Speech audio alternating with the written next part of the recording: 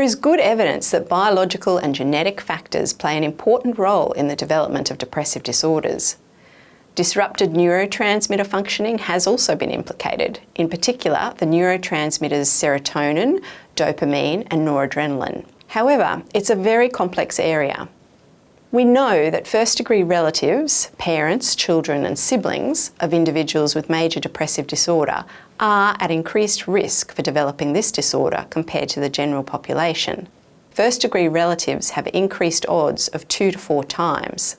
There is research to suggest that persistent depressive disorder has an even heavier genetic loading. So, the genetic risk is certainly very, very real, with heritability generally found to account for approximately 40% of the variance in the development of major depressive disorder. But this leaves a considerable amount of variance unaccounted for, and there is strong evidence supporting the importance of environmental factors in the development of depression too. Prejudicial childhood experiences, including trauma, abuse and/or neglect, are risk factors for the later development of depression. Stressful life events have also been found to be associated with the onset of major depressive episodes. In fact, depression is unlikely to occur without stressful life events.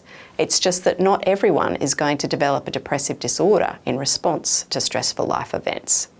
So, as with most of the mental illnesses, probably the best and most accurate way of thinking about the etiology or development of a depressive illness is in terms of a diathesis stress model.